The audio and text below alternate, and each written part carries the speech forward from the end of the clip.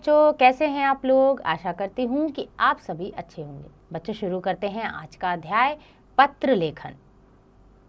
पत्र किस तरह लिखे जाते हैं, आइए इस अध्याय के माध्यम से जानें। तो बच्चों, सबसे पहले जानते हैं कि पत्र क्या होता है। पत्र मन के भावों को प्रकट करने का सर्वोत्तम साधन है। पत्र के माध्यम से हम दूर बैठे अपने मित्रों व सगे संबंधियों से संपर्क स्थापित कर सकते हैं। किंतु आज विज्ञान ने इतनी उन्नति कर ली है कि संदेश को एक स्थान से दूसरे स्थान तक पहुंचाने के लिए केवल कुछ क्षणों का ही समय लगता है। फिर भी पत्रों का महत्व कम नहीं हुआ है। आज भी शादी के निमंत्रण पत्र, आवेदन पत्र, सरकारी पत्र आदि लिखकर ही भेजे जाते हैं। तो बच्चों, पत्र लिखना एक कला है और पत्र लिखकर ही हम अपने मित्रों को, अपने सगे संबंधियों से संपर्क बना सकते हैं। पत्र लिखते समय निम्नलिखित बातों का ध्यान रखना चाहिए। यानी कि पत्र लिखने का उद्देश्य स्पष्ट होना चाहिए कि हम पत्र क्यों लिख रहे हैं। पत्र की भाषा सरल, स्पष्ट व संक्षिप्त होनी चाहिए। पत्र सुंदर लेख में लिखना चाहिए। पत्र में यथास्थान विराम चिन्हों का प्रयोग करना चाहिए। पत्र में भेजने वाले व पाने वाले का नाम व पता स्पष्ट रूप से लिखना चाहिए। आधुनिक पत्र लेखन विधा में पते के साथ पिन कोड को भी अनिवार्यता दर्शाई गई है।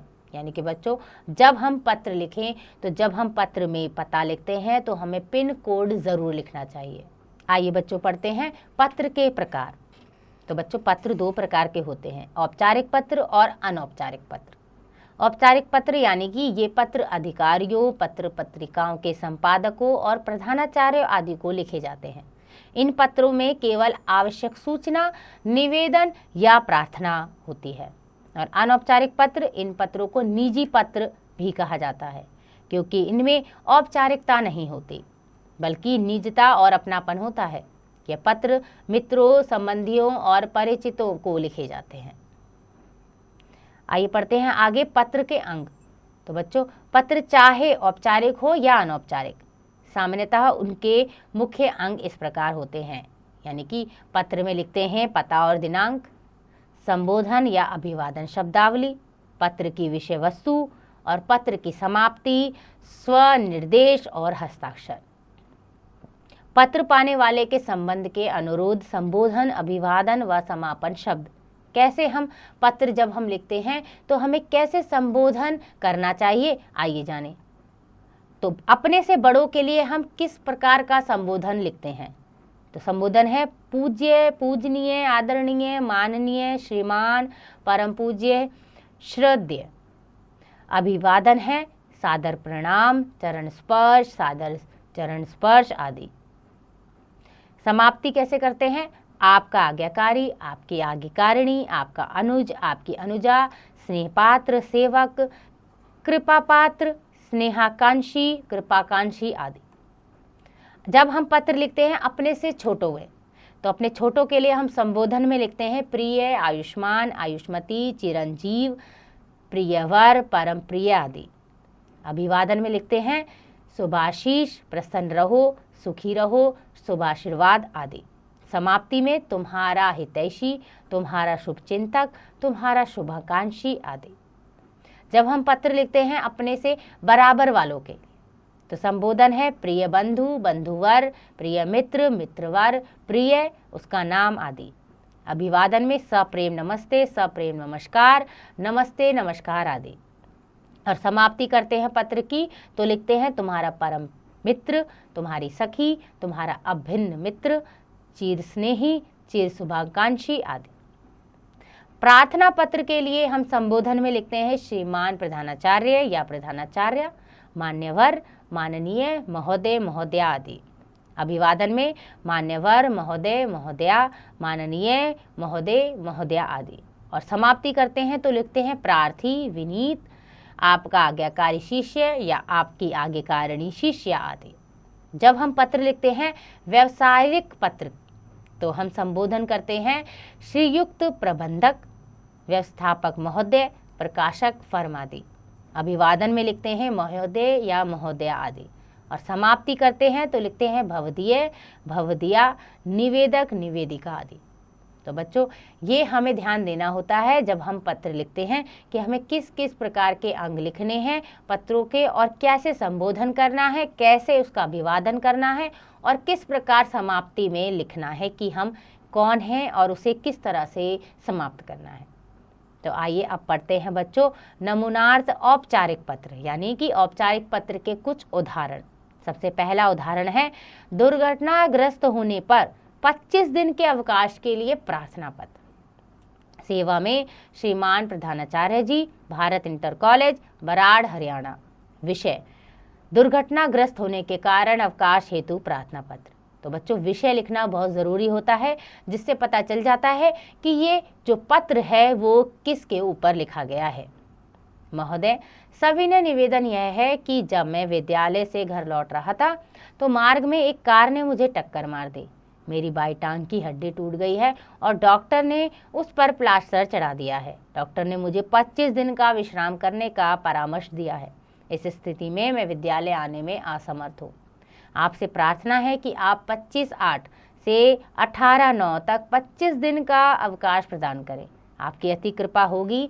सधन्यवाद। आपका आज्ञाकारी शिष्य राहुल शर्मा, कक्षा 7 अ। दिनांक।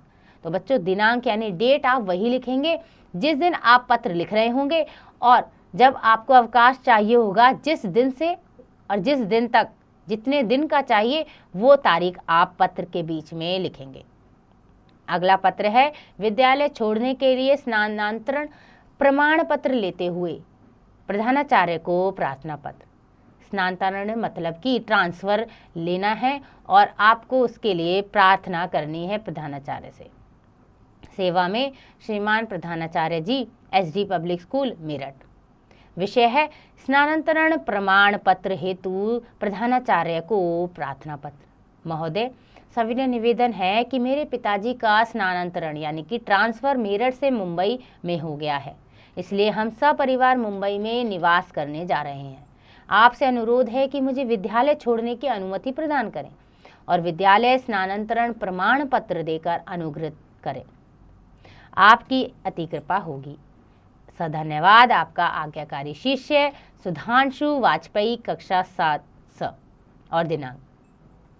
तीसरा पत्र है बिजली कटौती अधिक होने के कारण नगर विद्युत बोर्ड के महाप्रबंधक को पत्र। तो कैसे लिखेंगे? सबसे पहले लिखेंगे सेवा में महाप्रबंधक महोदय, दिल्ली विद्युत बोर्ड, दिल्ली, और उसके बाद लिखेंगे दिनांक, तारीख। विषय लिखेंगे बिजली की अधिक कटौती के संबंध में पत्र। महोदय, मैं इस पत्र द्वारा आपका ध्यान नवीन शाहदरा क्षेत्र में बिजली के संकट से उत्पन्न कठिनाइयों की ओर आकृष्ट करना चाहता हूँ। इस क्षेत्र में घंटों बिजली नहीं आती, जिसके कारण यहाँ के निवासियों, विशेषकर विद्यार्थियों को अत्यधिक कठिनाइयों का सामना करना पड़ रहा है। बीच बीच में 10-10 मिनट के लिए जब बिजली कटती है तब लगता है मानो बिजली आंख मिचौली खेल रही है। ऐसा प्रतिदिन होता है, जिससे विद्यार्थी परीक्षा की तैयारी भी ठीक तरह से नहीं कर पा रहे हैं।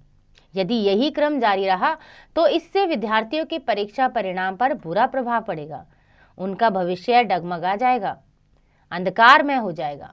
अतः आपसे अनुरोध है कि इस समस्या को सुलझाने के लिए आप कोई आवश्यक कदम उठाएं। सधन्यवाद। भवदीय अमरपाल सिंह, नवीन शाहदरा, दक्षिणी दिल्ली। आइए पढ़ते हैं अगला उदाहरण, जो है विद्यालय के पुस्तक बैंक से सहायता प्राप्त करने के लिए प्रधानाचार्य को प्रार्थना पत्र। सेवा में श्रीमान प्रधानाचार्य, डीएवी पब्लिक स्कूल, चंडीगढ़। विषय पुस्तक बैंक से पुस्तकें प्राप्त करने के लिए प्रार्थना पत्र। महोदय, सविनय निवेदन है कि मैं आपके विद्यालय में कक्षा 7 अ का विद्यार्थी हूँ। मेरे पिताजी की आय सीमित है और उन पर मेरे वृद्ध दादा दादी की भी जिम्मेदारी है। मेरी एक बहन और भाई भी इसी विद्यालय में अध्ययन कर रहे हैं। इस वर्ष मेरी पुस्तकें अभी तक नहीं आ सकी। यदि विद्यालय के पुस्तक बैंक से मुझे पुस्तक मिल जाए तो मेरी समस्या हल हो सकती है। मैंने कक्षा 6 में भी प्रथम स्थान प्राप्त किया है और इस वर्ष भी ऐसा हो, ऐसा मेरा प्रयास रहेगा। आपसे विनती है कि मुझे कक्षा 7 की सभी पुस्तकें विद्यालय के पुस्तक बैंक से दिलवाने की कृपा करें। धन्यवाद। आपका आज्ञाकारी शिष्य देवांश बिश्नोई, कक्षा 7 स और दिनांक। अगला पत्र है थाना अध्यक्ष को पत्र। सेवा में थाना अध्यक्ष जी, कीर्तिनगर, नई दिल्ली। विषय है स्कूटर चोरी की रिपोर्ट। महोदय, सविनय निवेदन है कि कल कीर्तिनगर डाकघर के बाहर से लगभग शाम 3:45 बजे मेरा स्कूटर चोरी हो गया। मैं अपने स्कूटर को ताला लगाकर अंदर रजिस्ट्री कराने गया था। 10 मिनट बाद जब मैं वापस आया तो मेरा स्कूटर गायब था। इधर उधर पूछने पर भी कुछ पता नहीं चला। आपसे प्रार्थना है कि आप स्कूटर का पता लगाकर मुझे ऊपर लिखे पते पर सूचित कर कृतार्थ करें। स्कूटर का विवरण निम्नवत है। स्कूटर का नाम व मॉडल होंडा एक्टिवा 2020-21। स्कूटर का नंबर है DL4CD3525। स्कूटर का रंग है गहरा नीला और खरीदने का स्थान है होंडा एजेंसी, कीर्तिनगर चौराहा, नई दिल्ली। विशेष बात कि स्कूटर के सामने की ओर राधा कृष्ण लिखा है। सधन्यवाद सहित भवदीय अभिनव त्यागी। तो बच्चों, ये थे उदाहरण औपचारिक पत्र के कि किस तरह हम औपचारिक पत्र को लिखते हैं। आइए पढ़ते हैं अगला नमूनार्थ अनौपचारिक पत्र। तो सबसे पहला है वाद विवाद प्रतियोगिता में प्रथम आने पर छोटे भाई को बधाई पत्र। तो सबसे पहले हम लिखेंगे पता जिसको हम पत्र लिख रहे हैं। 244/6 नवीन कॉलोनी, संभाल का रोड, इंडियन पेट्रोल पंप के सामने, पानीपत, हरियाणा। दिनांक 10 मार्च। प्रिय विवेक सस्नेह, पिताजी का पत्र प्राप्त हुआ। पत्र में अन्य बातों के साथ साथ तुम्हारे वाद विवाद प्रतियोगिता में प्रथम स्थान प्राप्त करने के विषय में लिखा था। इस उपलब्धि के लिए तुम्हें बहुत बहुत बधाई हो।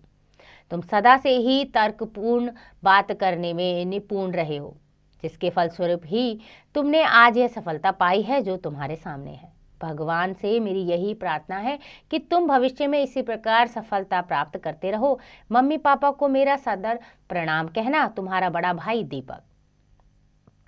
अगला पत्र है चाचा जी को जन्मदिन के उपहार के लिए धन्यवाद पत्र। तो सबसे पहले लिखेंगे पता 1310 शांतिनगर, सेक्टर 62, निकट अग्रसेन पार्क, नई दिल्ली। और दिनांक 3 अगस्त। बच्चों, दिनांक आप वही लिखेंगे जब आप पत्र लिख रहे होंगे। आदरणीय चाचा जी, सादर नमस्ते। ढेर सारी बधाइयों के साथ भेजा गया आपका उपहार मुझे बार बार मेरे जन्मदिन की याद दिलाता है, जिसके कारण मुझे आपका ढेर सारा प्यार मिला। आज डाकिया पार्सल लाया। HMT की सुंदर घड़ी पाकर मैं तो प्रसन्नता से उछल पड़ा। मेरी घड़ी की सुंदरता पर दोस्तों ने तो प्रशंसा के पुल बांध दिए। इस घड़ी की मुझे बहुत आवश्यकता थी। यह न केवल मेरे हाथ की शोभा बढ़ाएगी अपितु मेरे जीवन में भी परिवर्तन लाएगी। अब समय सारणी बनाकर मैं समय का सदुपयोग करूंगा। यह घड़ी मुझे सदा आपकी याद दिलाएगी। चाची जी को प्रणाम, राधिका को प्यार। आपका प्रिय भतीजा कपिल शर्मा। अगला पत्र है किसी यात्रा का वर्णन करते हुए मित्र को पत्र। विवेकानंद हॉस्टल, छतरपुर, गोल चक्कर के सामने, दिल्ली। दिनांक 25 अक्टूबर। प्रिय मित्र दीपांशु, जय हिंद। मैं इस बार दशहरे की छुट्टियों में आगरा गया था। वहां जाकर मैंने विश्व प्रसिद्ध ताजमहल की जी भर कर देखा। हम लोगों ने एक बड़ी कार किराए पर ली। थोड़ी ही देर में हम ताज एक्सप्रेस वे पे थे। वास्तव में इसकी सुंदरता बेजोड़ है। धवल संगमरमर से बने फव्वारे और हरे भरे बाग बगीचे इसकी सुंदरता में चार चांद लगाते हैं। ताजमहल को मुगल बादशाह शाहजहां ने अपनी प्रिय बेगम मुमताज की याद में बनवाया था। इसके ठीक पीछे यमुना नदी बहती है। इसके बाद हम आगरा का लाल किला देखने भी गए। इसे भी शाहजहां ने ही बनवाया था। इसकी सुंदरता भी देखते ही बनती है। इन्हें देखकर हम सचमुच अतीत के गलियारों में खो गए थे। अगली बार मैं तुम्हारे साथ वहां पुनः जाना चाहूंगा। अंकल व आंटी को मेरा प्रणाम कहना। तुम्हारा मित्र अतुल वार्ष्णेय। आइए पढ़ते हैं बच्चों अगला पत्र का उदाहरण, जो है मित्र को छुट्टियों के कार्यक्रम के बारे में पत्र। 226 रामनगर, जालंधर, पंजाब। दिनांक 3 दिसंबर। प्रिय विजय, नमस्ते। बहुत दिनों से तुम्हारे पत्र की प्रतीक्षा कर रहा था। आज ही तुम्हारा पत्र प्राप्त हुआ। पढ़कर बहुत खुशी हुई। तुमने मेरे शीतकालीन अवकाश के बारे में पूछा है, वह मैं नीचे लिख रहा हूँ। हमारा स्कूल 20 दिसंबर से 2 सप्ताह के लिए सर्दी की छुट्टियों के लिए बंद हो रहा है। इन छुट्टियों में मैं अपनी कक्षा के बच्चों के साथ समाज सेवा के लिए पास के गांव में जा रहा हूं। हमारे गुरुजी भी साथ में रहेंगे। हम सब गांव-गांव जाकर लोगों की शिक्षा, सफाई और अपनी सभ्यता तथा संस्कृति के बारे में बताएंगे। निर्धन बालकों एवं उनके अभिभावकों की यथाशक्ति सहायता करेंगे। हमारी कक्षा के बच्चों ने ग्राम सेवा के लिए 5,000 रुपये एकत्रित भी किए हैं।